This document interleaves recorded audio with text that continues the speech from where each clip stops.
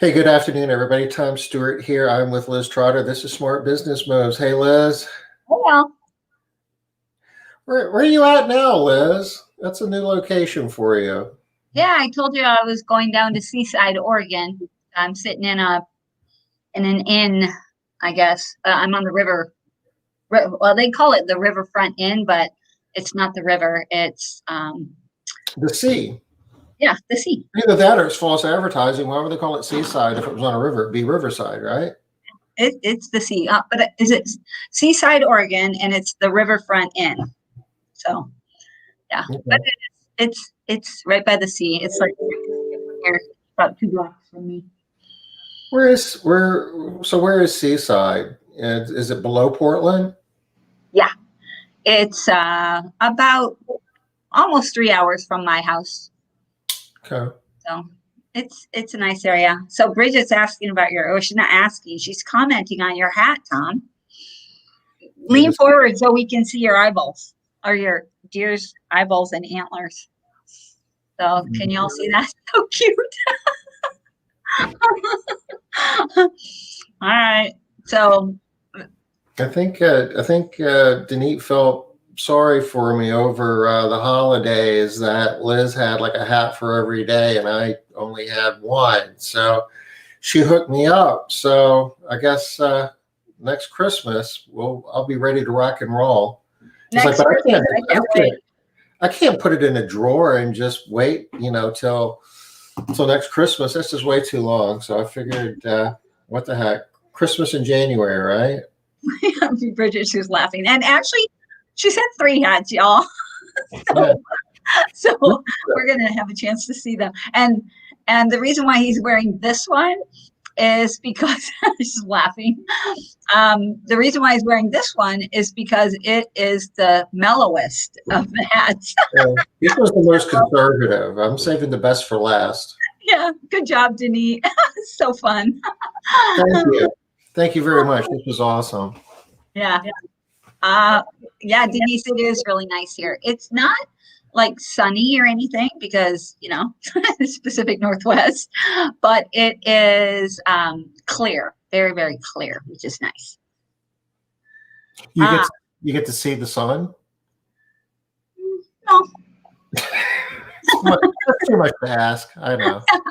No, it's not any sun, but it was a beautiful sunrise today, and it is very clear. So it's, gray, but it's clear.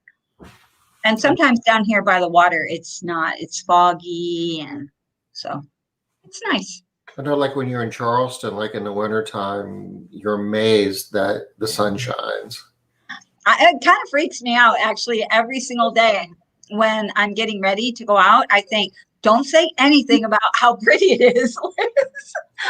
But then the first thing I think when I walk outside is 2 things: is, wow, it's so pretty, and wow, it's so warm. I don't understand this heat. Even in the winter, it's so warm there. It just feels odd. Hey, Denise. Oh, are you the Denise that was up top?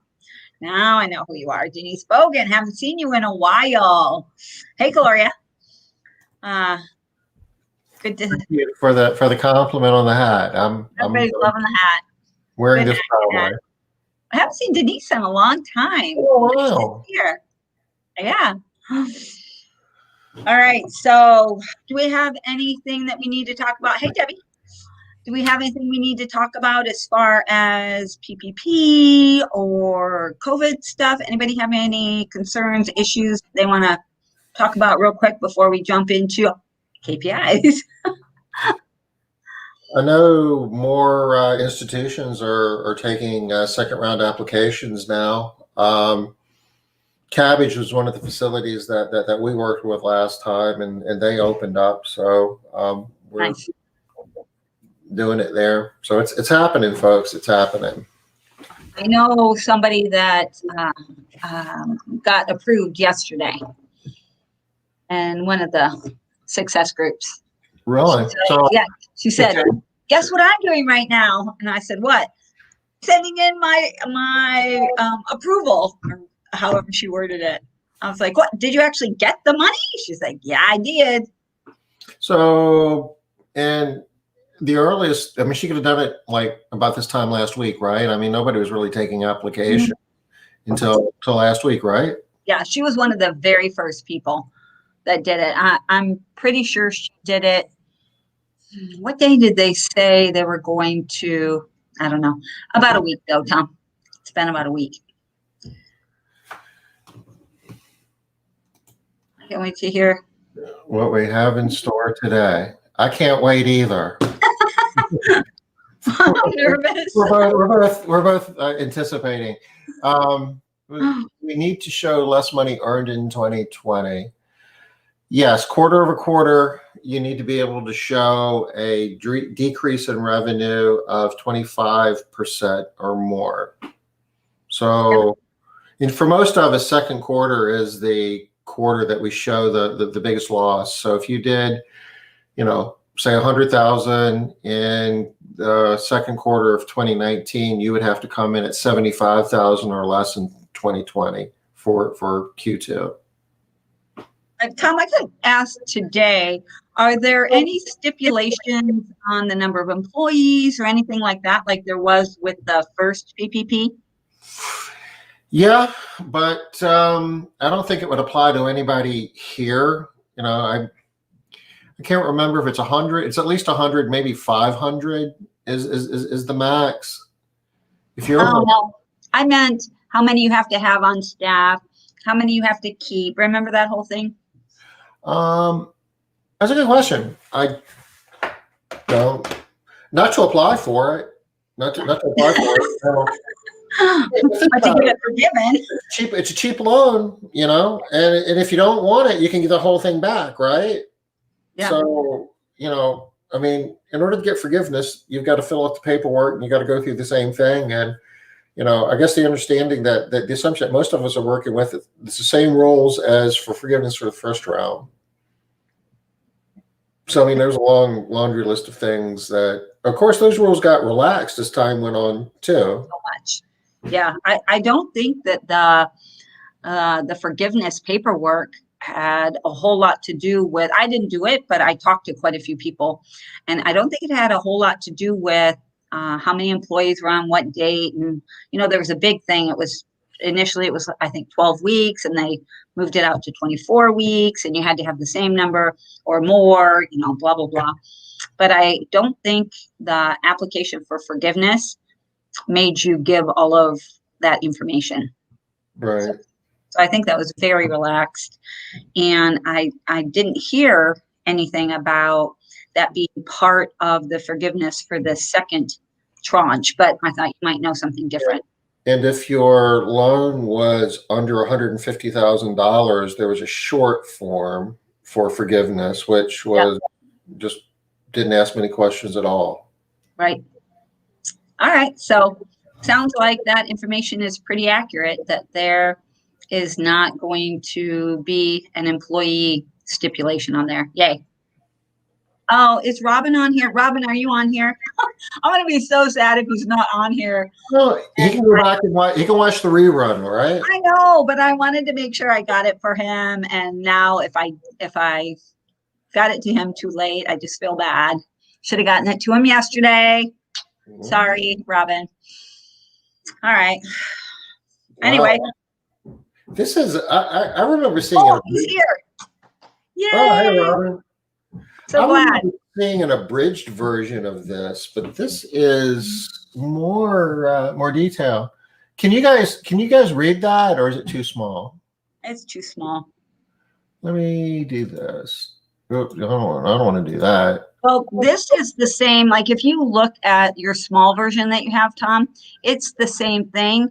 It's just been blown out a little bit more, but you'll see it's the same basic information.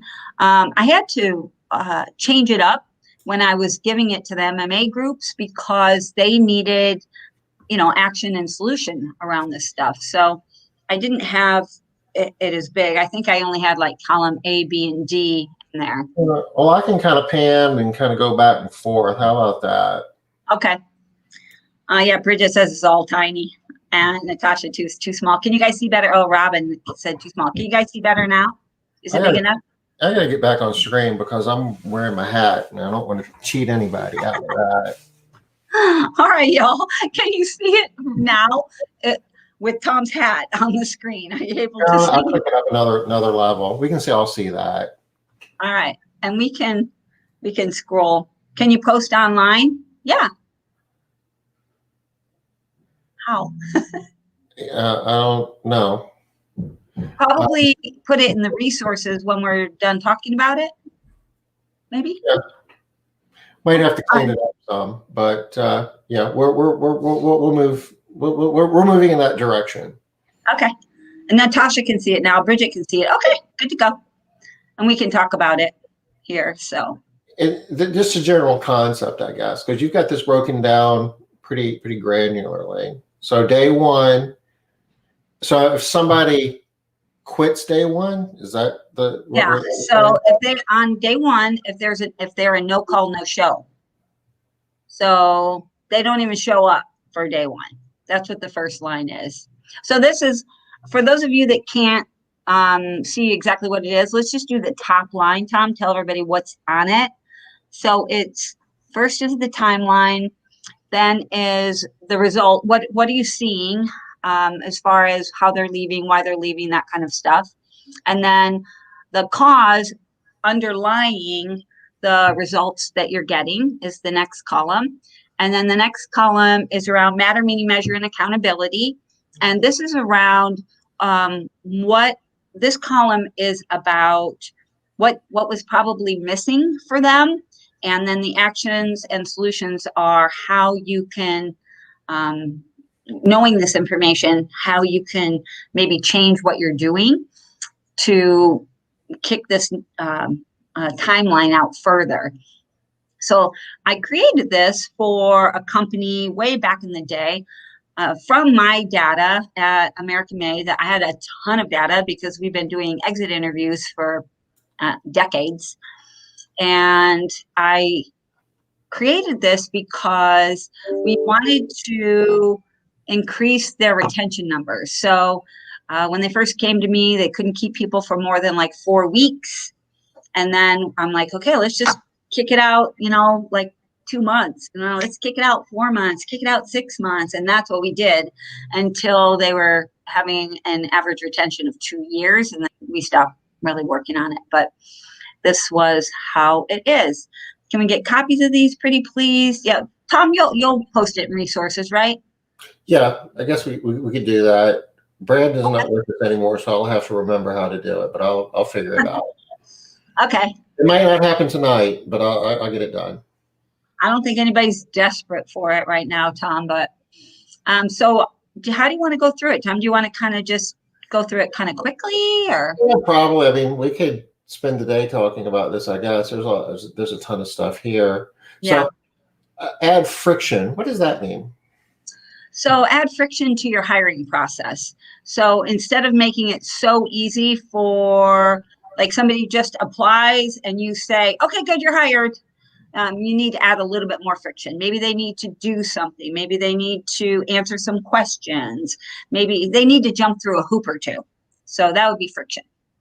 So the objective is, you want them for day 1 or 2, but once you start getting past like 3 to 5, at that point, if they make it to that point, you don't want to lose them on week 2, week 4. You want to, you don't even want to have that discussion until they get up to a year.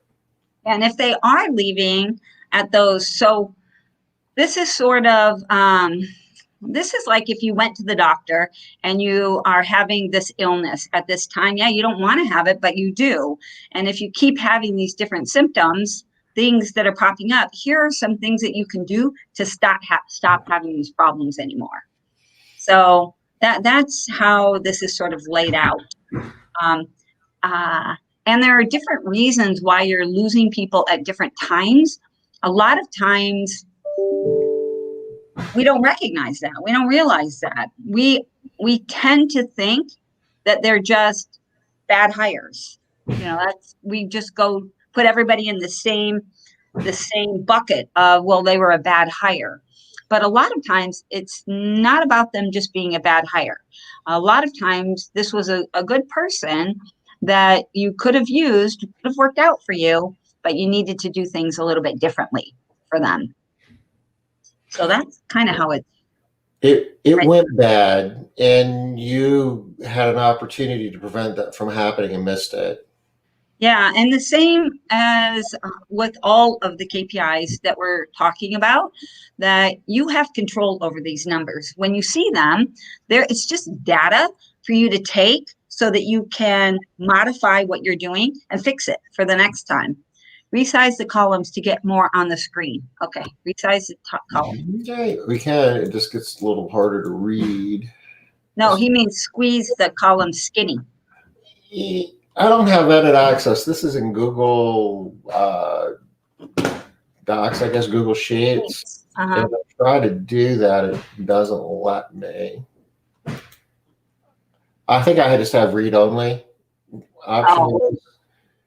So I thought I gave you an edit option, but maybe not. Then again, I don't do anything in Google, so or much. There you go. You got it. If you click that upper corner, you can do them all at once. Yeah, if I do that, then these here get so squishy. Well, they'll get long because they're All right. So just not quite that skinny. You can fit them all on if they're a little bit bigger. That's really skinny, Tom. But if I do that and then zoom in, maybe. All right.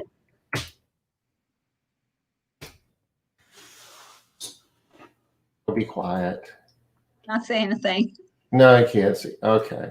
So it's very funny to watch somebody who is so crazy good with Excel not be able to operate sheets. Yeah.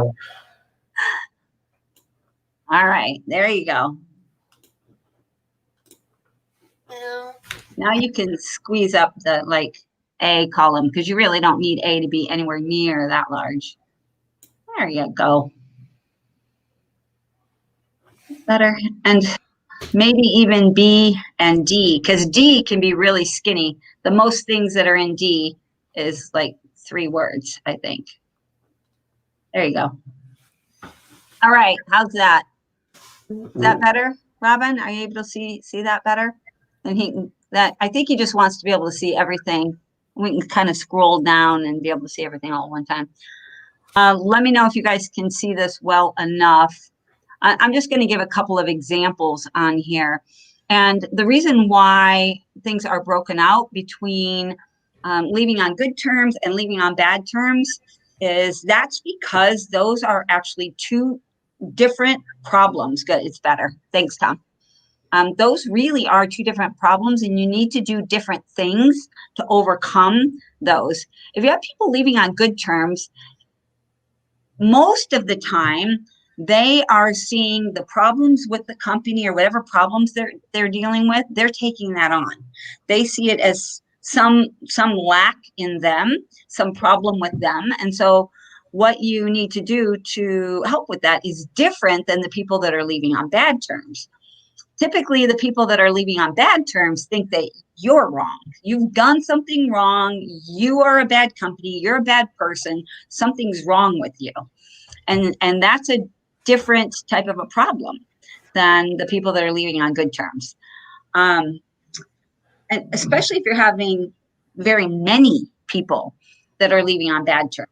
If you have, an appreciable a number of people that are leaving on bad terms, you need to get that fixed first before you deal with the other ones. Because, the former team member thinks it's on you, and objectively, more times than not, it is on us, right? If somebody's living on bad terms, we missed an opportunity. We missed an opportunity somewhere. We dropped the ball somewhere that allowed that to happen.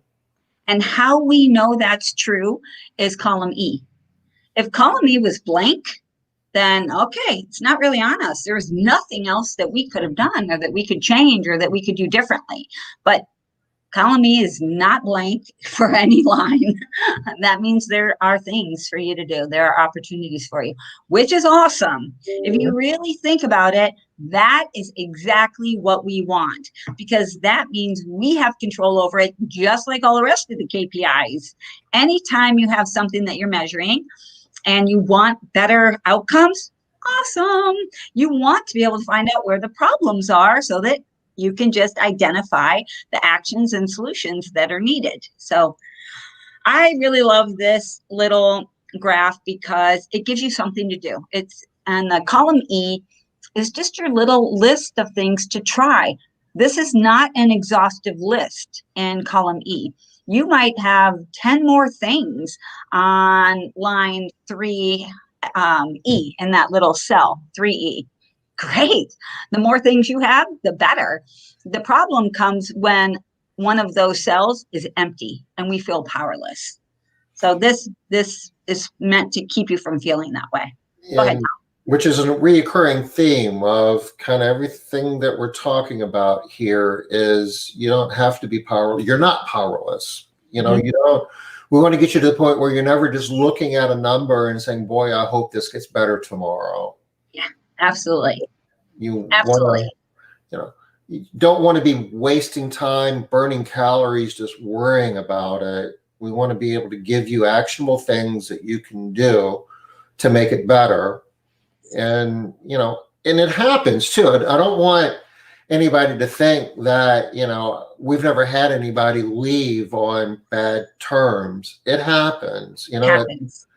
You know, every once in a while I'll forget and leave the milk out and come up the next morning and it's spoiled. I mean, you know, it happens, stuff happens, but we want to, you know, learn from that and take it as an opportunity to get better. The thing that we don't want to do is not own it and think, well, no, they're screwed up and it's their problem. At the end of the day, it's your business, it's your problem. You know, never get into that mindset that it's them and not me. Because at the end of the day, if you're the CEO, it's always you. It's always you, yeah. And it's just so much easier if it's you. I want it to be me because if it's not me, then what do? I'm kind of stuck. I'm powerless to my circumstances. But if it's me, I got power. I can do stuff. I have control. And ultimately, that's what we want if we want to be running our own businesses. If you don't like that, you don't want that, you're probably not going to be happy running your own business because you're going to feel like you're being pushed around. You might as well just go to work for somebody else and let them have everything be on their shoulders. Have them be the ones that are doing everything wrong and that need to fix everything. And you can be the one that can leave them on bad terms and it can be all their problem. But it is always on the business owner, whoever it is that owns the company. They got to fix it. You got to fix it. I got to fix it. Good. I'm glad it's helpful. Robin, I'm sorry it took me so long to get it to you, but I'm glad you find it to be helpful. Tom, scroll all the way to the bottom if you would. I would. I will. Thank you. So I just wanted to point out this at the end. A lot of times we'll have people that'll stay for a long time and then where is the one that I wanted? Right there in that 6 to 12 months, maybe even 6 to 2 years in that area. We find people that they were doing a good job and now they're not. So if you're finding that, and I know this happens to a lot of people, they feel like, there's nothing that I can do. There's no way for me to fix this. It's just, I'm just kind of screwed. Oh gosh, I forgot that's a bad word. Sorry, y'all. I always forget that's a bad word. It's all relative, Liz. Yeah. I was raised that that's a bad word. Words. You want me to share a few? No, I'm not. We'll be good. We'll be good. But I want to point out that's normal, that's going to happen at that time frame. All of the stuff that's in column C, that's happened so many times that it's actually documented with data that it happens at that time frame. So if it's happening to you, any of these things really, but especially this one, because this one for some reason really upsets business owners. They start feeling like, this person is bad. And a lot of times my message to you is they're not bad people. They're just in a bad situation. And then one more thing I wanted to point out is you'll notice that column E is it talks about what you can do after somebody leaves, but all of those things in column E are proactive things. They are designed to keep that thing from happening again, to forestall it from happening again. So I think that sometimes we just focus on, we have this problem and we fix this problem. This graph right here, or whatever it's called, spreadsheet, is about understanding this problem, but fixing it so that this problem doesn't happen again. Not about fixing this problem.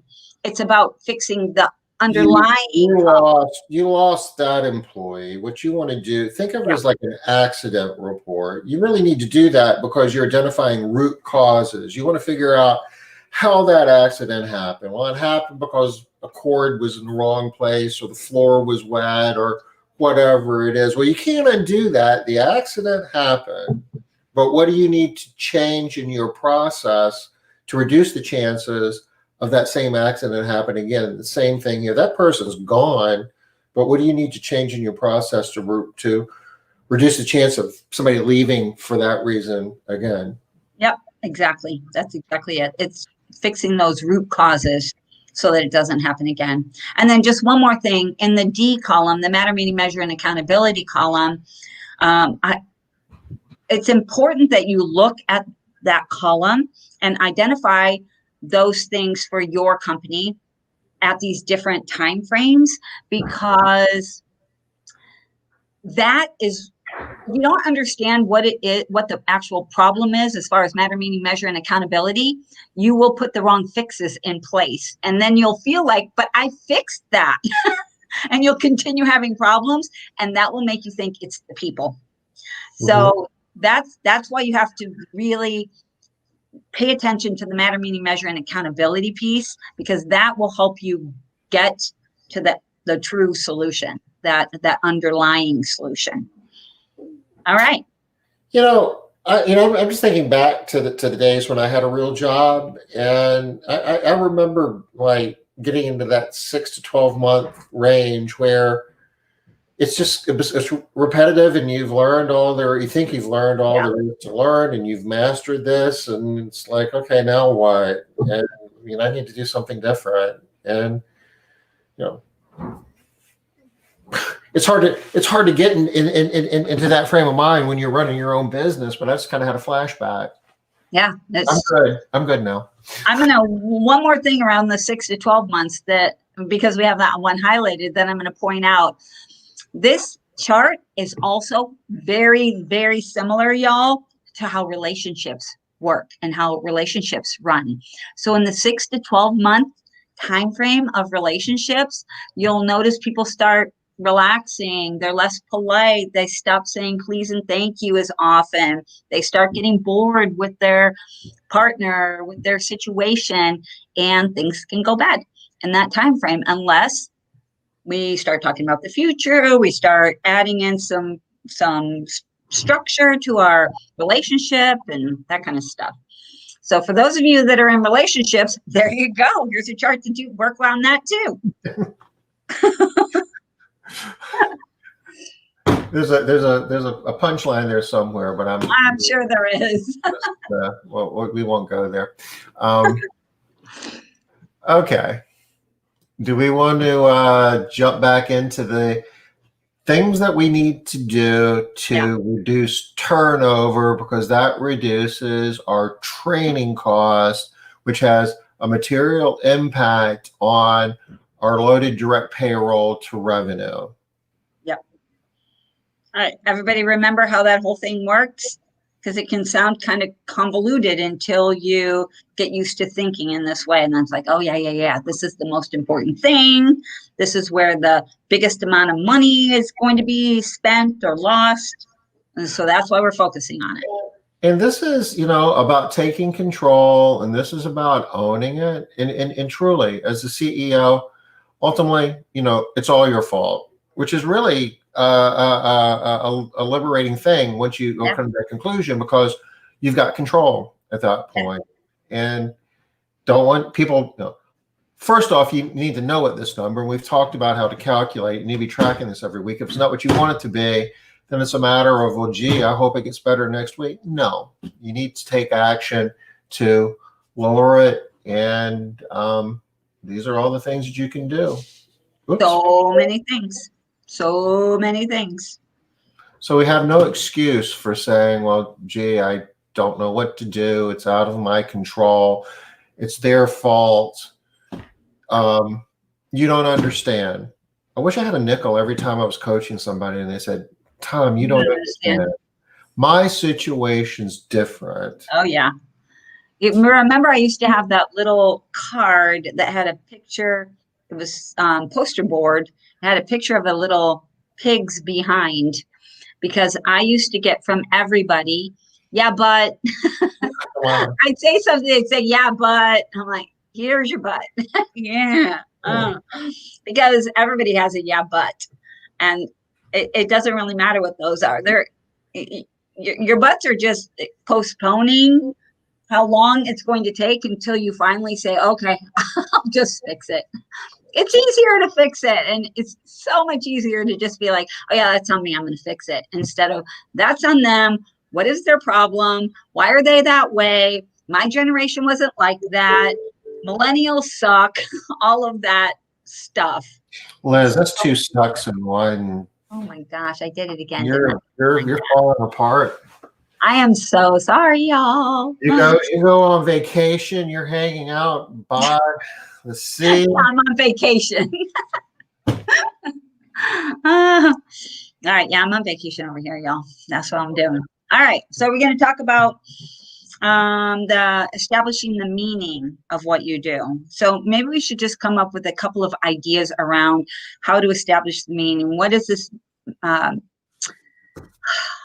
How to go about this and what we mean by this. I feel like this is one of the hardest ones for people. So maybe just a couple of examples. Anybody have something in their company? Oh, I wish Stephanie was on again, but I don't think she's on here today. Steph, if you're on, Stephanie Nessett, maybe you could chime in here about meaning. She probably does this better than anybody I know. Bringing meaning to your company and showing your people how what they do really is bigger than just cleaning. That you're bringing a much bigger meaning to the world, and that what you do really, really makes an impact. So I think that, go ahead, Tom. No, but I mean, we say just cleaning, but that in and of itself, I think, diminishes the value of it, because it's not just cleaning. Cleaning in itself matters in so many different ways. I mean, if we haven't, seen that over the last year, over the last 10 months through COVID, I mean, it's made it very clear. And we talk about the health aspects of it. We can talk about, the safety component of it, and, how cleaning is a really important part of fighting, infectious diseases on the front line of healthcare and all of that. But we've also seen the psychological part of it, that people, how many like clients are losing their minds during the times when, that we're being told that we, shut down and we can't clean and stuff like that. I mean, there's so many different aspects of, it's essential. Truly, it's essential at so many levels. You can't live without clean. So that's a really good example of what meaning sounds like. Do you see how Tom has some passion around this meaning? That's what you're looking for in your company. It doesn't have to be around cleaning. It can be around, and it's always going to have something to do with cleaning, because obviously it's a cleaning company. But it doesn't have to be about removing soil from a surface either. That's where Tom's passion is. So it seems so obvious to him why everybody should have this meaning, but it doesn't have to be. For some people, maybe you have a natural cleaning company. Your big meaning might be how you're making the world safer and people's homes safer, because you're not introducing any chemicals or products into into the cleaning environment. That is a way that companies bring meaning to the job. Another one is where you hear companies talk about, we give you back your time, right? How they bring meaning to the company. I'm sorry, to the customer. The employees bring meaning to the customers by giving them back time to do things that they might otherwise not be able to do. And then giving them some examples of what that is. Maybe they can spend more time homeschooling their kids. It's a COVID environment right now, and they don't have to feel guilty about that. Maybe they take away the guilt. Maybe they are, whatever it is. It doesn't have to be anything that anybody else says. It's whatever you feel passionate about in your business.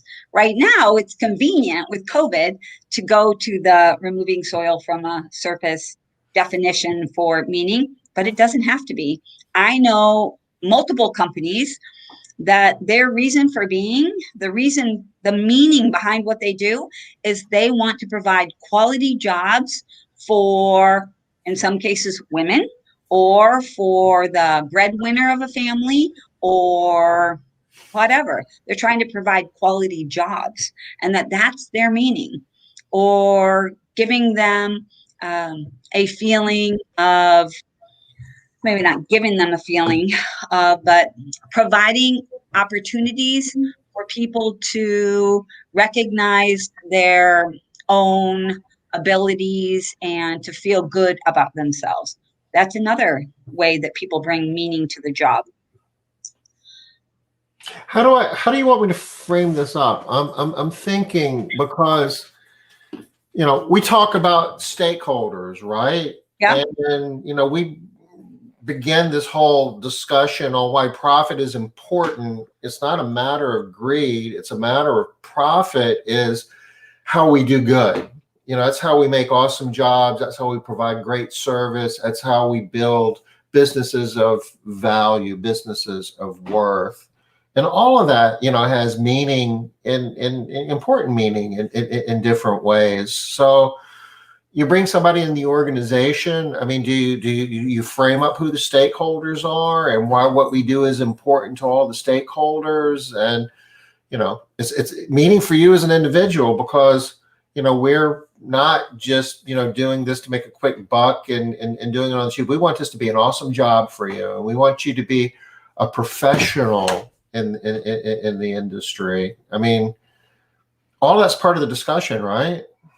Yeah, it can be. It doesn't have to be, but it absolutely can be. Again, your meaning should be unique to you and your company, your values, your mission.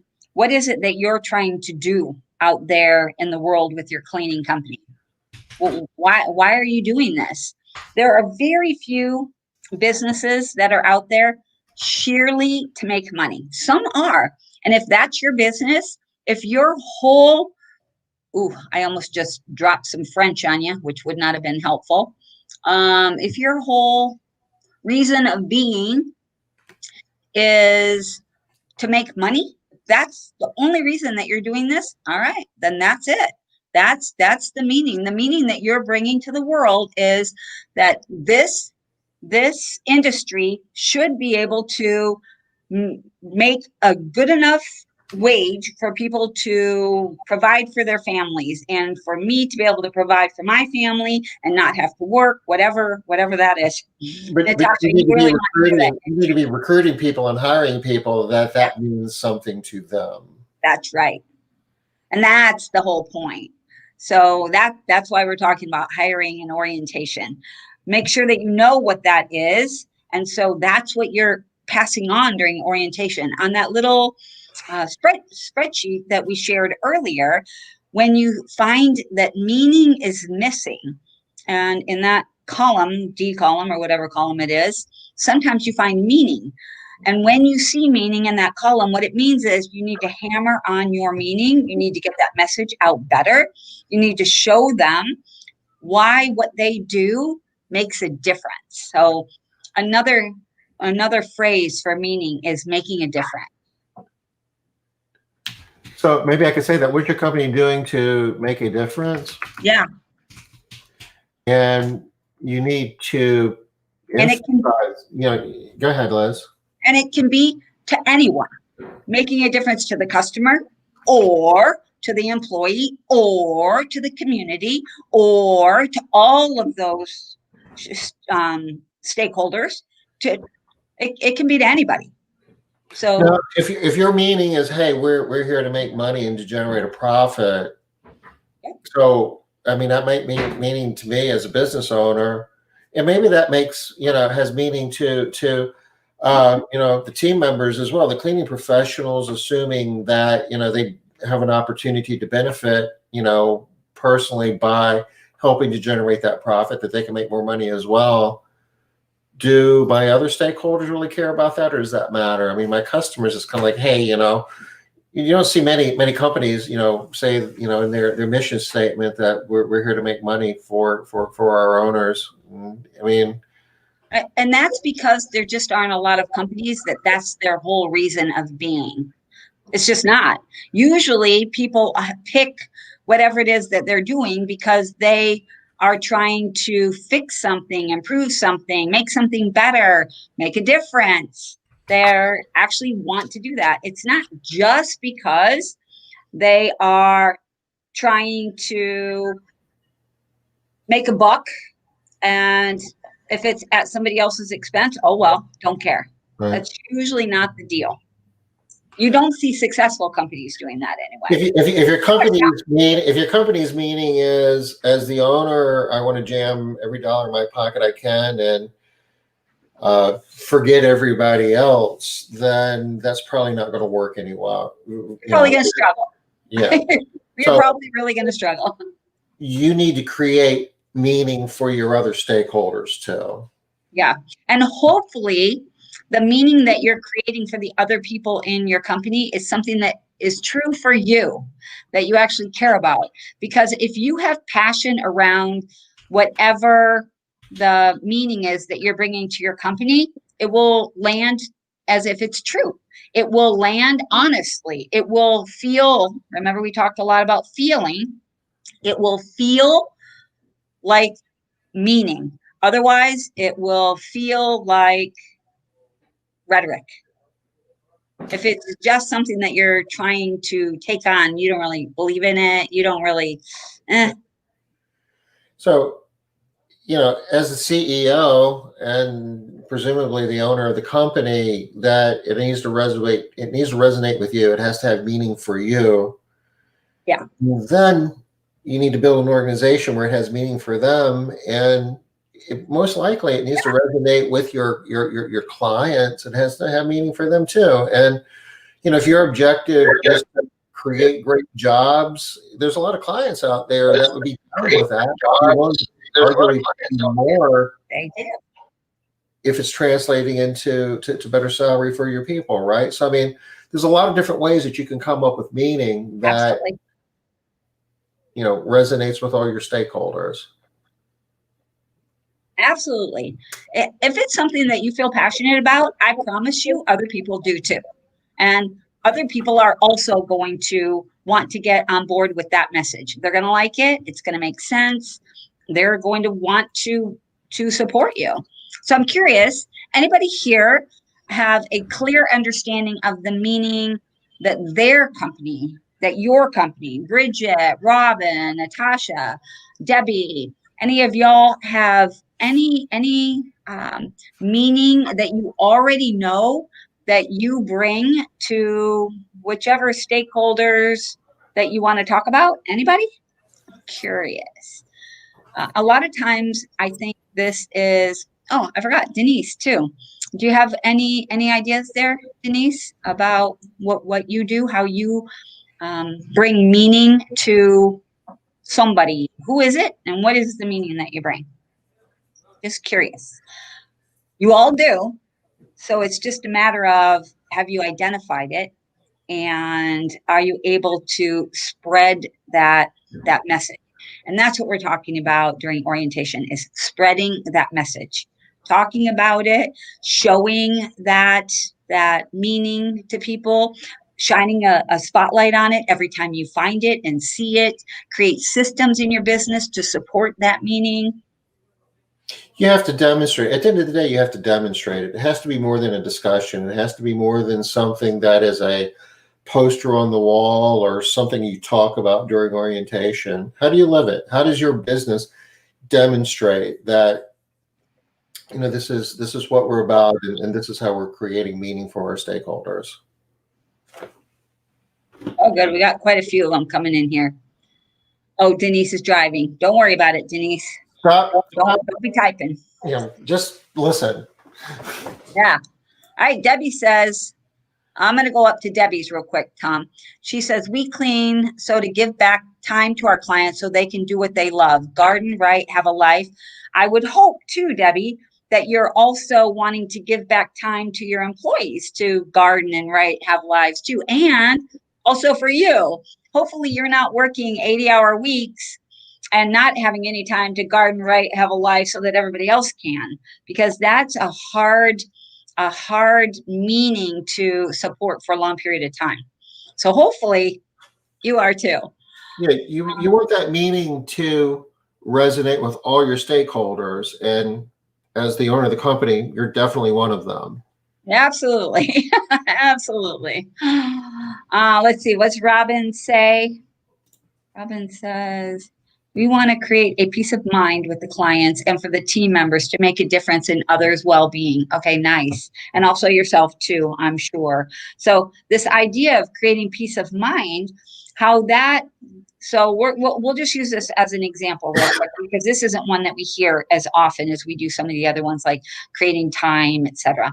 So creating peace of mind with the clients, an example here would be, if you have somebody that's frustrated with their cleaning and they have to now get hold of you and it's hard for them to get hold of you, they no longer have peace of mind, right? So if this was the meaning that you're bringing to your clients and to your company, you would focus more strongly on how can we make it easier on them? How can we make it easier for them to give us feedback, for them to not have to be stressed out? What are some things around there? So what you do in your company is different, and the things you focus on in your company is different based on the meaning that you're trying to provide for. And I don't like to say stakeholder, shareholders, just because people tend to have to do a jump to what does that mean again? So I'm just going to say everybody that's interested in your company. Okay. I mean, we could spell it out. I mean, there's a long list, but at least in my mind, primarily it's the company, and if you're the owner, it encompasses you as as the owner, the people that work there, and the people you provide service to. Yep. There's a broader definition of the environment and the community as a whole. The community, right? Yeah. So it could be whoever. I would try and identify for yourselves, who is it?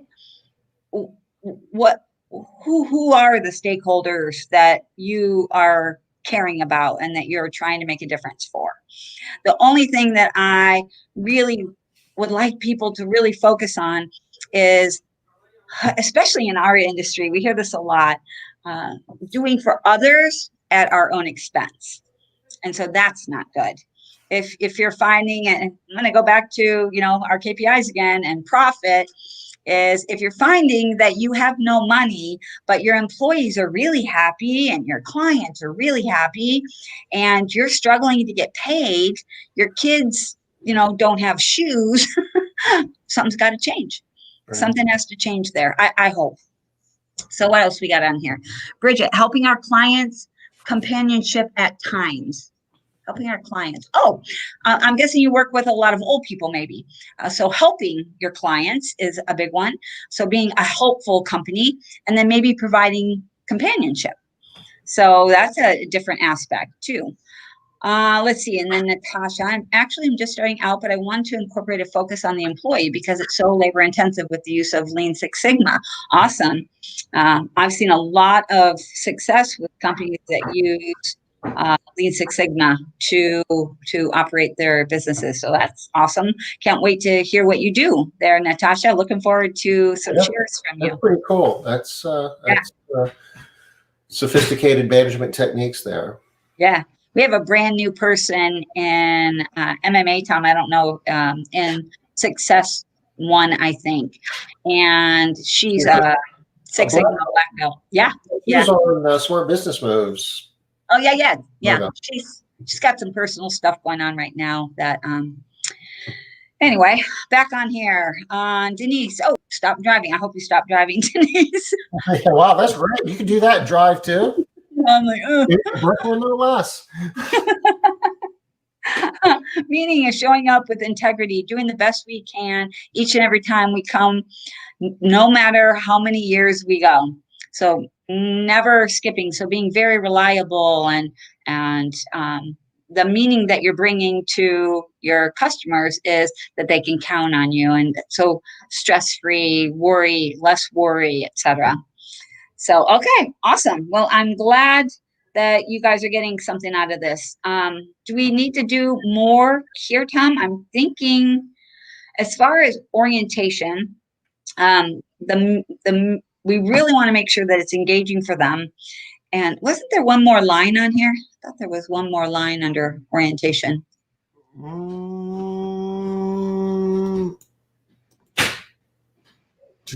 No, it goes right into week 1, it appears. Okay. So these are the two main things that you want to focus on for hiring and orientation is matter and meaning, making sure that you're bringing both of them into the picture, because we want the people to stay longer than just 2 days. Right. So that's why we're doing that. We've talked about ESG before, and not to go off on too much of a tangent, but just to kind of throw that out there because this is becoming a bigger and bigger thing. And, I have a feeling that over the next few years, more and more, employees and consumers and remind us, Tom. What is that? Before you continue talking. It stands for environment. It stands for social, which means what are you doing for society? And it talks about governance. How do you run your business in a way that you're creating good jobs for the people that work there? And especially for publicly traded companies, a lot of companies' stocks go up and down based in one criteria that more and more the markets are looking at is how good does this company do in the area of environment, social, and governance. And it's gonna trickle down to small business. And consumers are going to want to know, if I'm going to do business with you, I'm going to give you money. What are you, you doing responsible things for the environment? You're not, the products you're using and those types of things. And from a social standpoint, what are you doing to give back to society as a whole? How are you helping make the world a better place? And governance, how what are you doing for your people? How well are you paying and benefits? And do you have awesome jobs? And more and more, that's where it's going. So all of this kind of ties together. And we're seeing more and more of that every day. If y'all haven't noticed that there's that going on currently, pay better attention because it's already happening. And COVID is making it even more noticeable. It's really shining a spotlight on that in a way.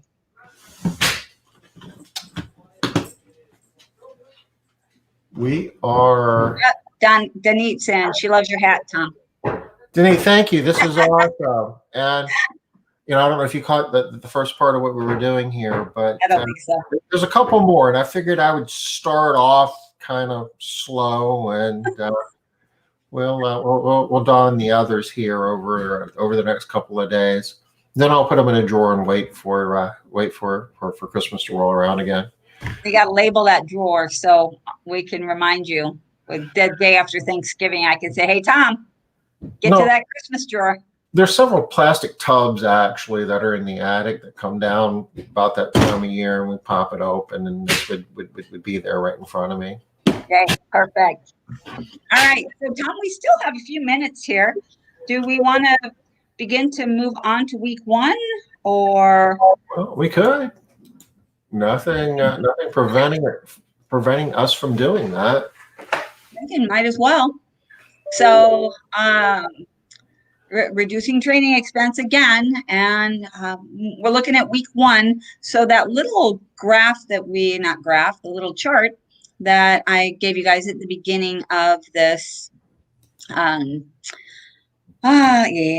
one gives you a hint as to what things you should be working on in that first week, because it tells you the reason why people typically are leaving. So in that first week, it could be any or all. Darn, how helpful is that? But what you'll notice is in the beginning, we're focusing a lot on measure. We measure at almost every level.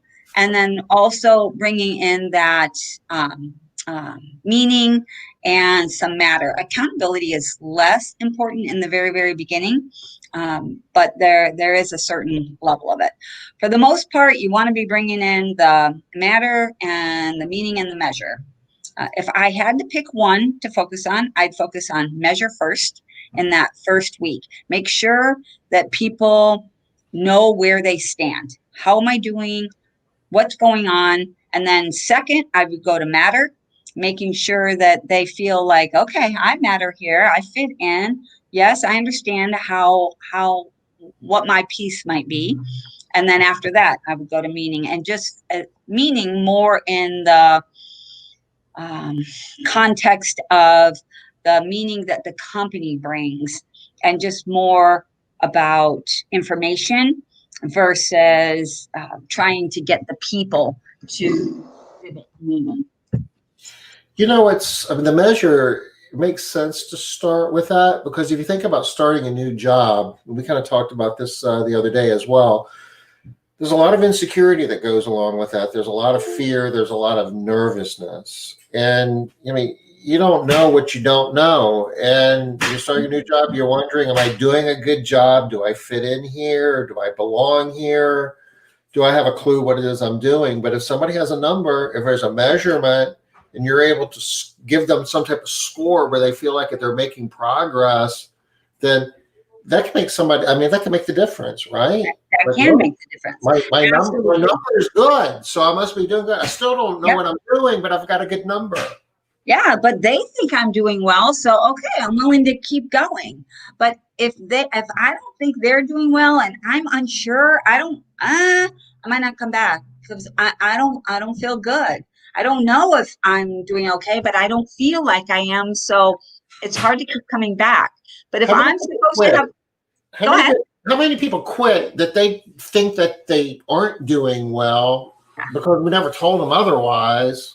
It was like, nobody told me I'm doing well, so I guess I suck. And they quit, where we gave them the feedback and had a number where they could actually say, yeah, I'm making progress. Look at this. I might be awesome at this. And you know what? Here's the thing too. It doesn't have to be a big number or something that's really hard. What we do with our people in the first week, we do a few things once they start training. But on the very, very first day, we have a little mini evaluation that they do. It's on what's it called? Forms, Google Forms, and just goes out to them, and they fill it out, and so does their buddy, whoever is their person that they linked up with for the day. And it asks them some basic stuff like, did they smile? Were they clean? Did they listen? Did they try? Those types of things, where you can get a number. 5, yes, they did. 1, no, they didn't. So that you can pump up that number. And it doesn't have to be, did they do a perfect job cleaning toilets? Did they clean toilets in the right amount of time? Yeah, that's not reasonable. But, were they trying to pay attention? Yeah, were they doing my uniform on right? And I smiled. I'm awesome. Yeah, really. We don't need a whole lot on the first day or two. Are they listening? Are they trying to learn? Are they trying? And so that's kind of what we're talking about when we're saying a measure, hanging a number on any of those things or all of those things, just so they know. And sometimes self-evaluation is even more important than your evaluation. So they can evaluate themselves.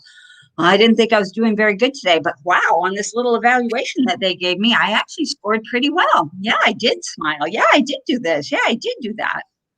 So you give them the form and they fill it out and they grade themselves. Yeah. Well, let's talk about this. We'll pick this up tomorrow. It is top of the hour. Yep. And this is good. This is getting good. Okay, guys, take care. We'll see you here tomorrow. I'll have a new hat on, 5 o'clock Eastern. Bye-bye.